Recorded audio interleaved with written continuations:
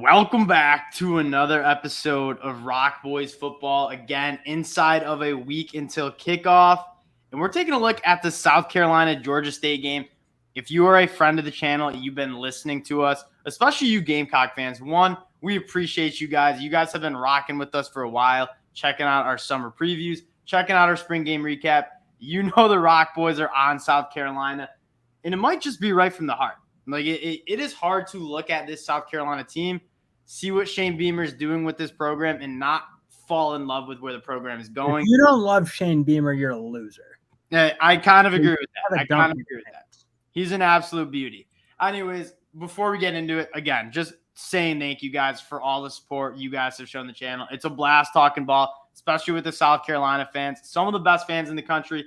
Love chopping it up about ball with you guys in the comments. So if you like the content, consider subscribing. Dill, let's get into this game preview. Normally, we're doing these videos and we're taking a look at what do we want to see from these bigger teams heading into kind of cakewalk matchups week one. One, Georgia State is a very, very solid football program. Two, I think there's a play to be had with South Carolina covering 2 scores.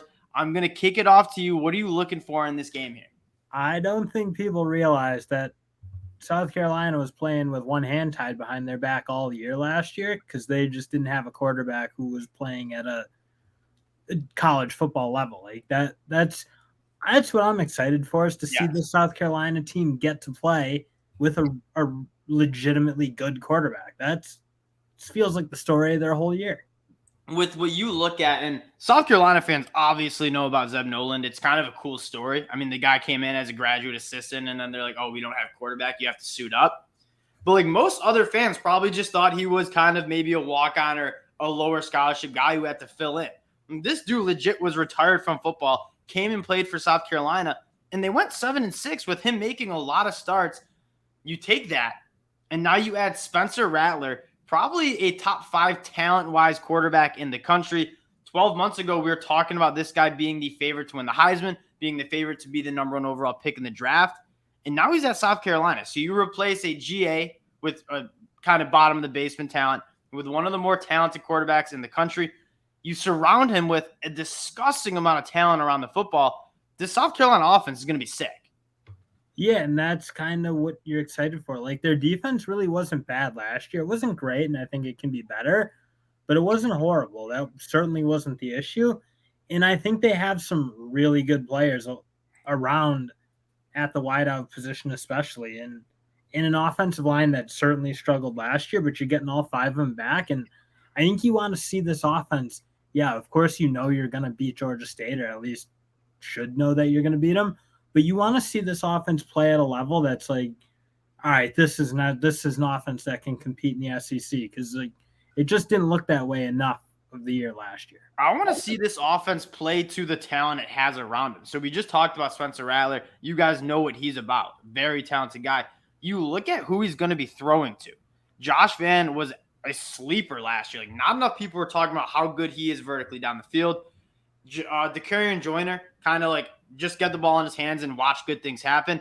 And then Antoine Wells, a guy that a lot of the casuals might not know, but South Carolina fans for sure will know about. One of the best FCS wide receivers in the country. Dill, when we were down bad during COVID watching FCS football, Antoine Wells was popping. Like, this guy creates separation and is a very, very clean, crisp wide receiver. And then the running back room is disgustingly loaded, headlined by a guy in Marshawn Lloyd, who is a former top 50 recruit, had an ACL injury. When he looked in the spring game, if he plays anywhere near how he looked in the spring game, he's going to be one of the best backs in the SEC. Yeah, and that's, I think the rising tide lifts all boats kind of theory with, yes. I mean, last year was just hard for everyone to be good because you were playing so handicapped at the most important position in Ken Rattler. And you know, at least I believe in Beamer as a talent developer. I think guys really want to be there. Didn't lose a ton of transfers in his little stretch so far with South Carolina, even though you think maybe they could have. So I think you got a team that's buying into what Beamer's saying. And I think the fact that you just didn't have a quarterback last year kept so much of this, so many players kind of down in a sense. So I'm just, I don't know, this game's got me like excited, not necessarily for the matchup, but I'm just like, I want to see South Carolina be good. I want to see them with Rattler and what they can do and what they can look like they might be. Also, a couple of guys that I just feel like I need to mention, and this is just a testament to how loaded this offense is. I mean, Christian Beal-Smith, a transfer from Wake Forest, who really like his game. And then the tight ends, probably the best tight end room in the country, bar Georgia, with Shaheen Bell, who is kind of like a big slot, more of a Kyle Pitts kind of. Not saying he is Kyle Pitts, but plays a lot like Kyle Pitts. He's not necessarily an inline blocker. Kind of that jumbo slot, really good with the ball in his hands. And then Austin Stogner, Spencer Rattler's best friend, coming over to OU. The talent around Spencer Rattler is really good. The offensive line, you noted, not necessarily the best offensive line we saw last year. It struggled. What we saw when we watched and did the summer previews, the group is good. These guys have all played a lot. It's one of the most experienced offensive lines in the country. I think as a unit, probably with 3 different signal callers being rotated in, I just don't think they played very well together. They didn't pick up blitzes very well, which could be on the quarterback calling out protections. I think this offensive line, I'm not saying they're going to be the best offensive line in the country, but I think they're going to be better just because what you said. The rising tide is going to lift all. They had 10 guys. You'd play with 11 guys in the box basically because you didn't have to. They didn't throw the ball ever last year, so it's like that puts a lot of pressure on an offensive line too. So I think you're just going to see a team that I think is going to surprise people simply for the fact that people don't get what they can be if they have a quarterback who's going to play at a confident level. Yeah, and potentially a Heisman level. Now, another story, we talked about the offense. I want to see the story in the offense is you want to see all these names click. A lot of new faces. You want to see it click and kind of reach the potential it can be, especially because you're going to Arkansas next week. What I want to see from the defense, this secondary is very good. I mean, you obviously love Cam Smith, RJ Roderick we really like, Darius Rush we really like, Devontae Reed coming over from Central Miss. Really, really good secondary led by one of the best cornerbacks in the country in Cam Smith. The defensive line in the rush defense needs to be better. The talent is there. I mean, in the front 7, Jordan Birch, Zach Pickens, Jordan Sirachin, Tonka Hemingway. These guys are all studs. They just got to stop the run better. In Georgia State, one of the best teams rushing the football last year, you're going to get to know if this rush defense is fixed week 1.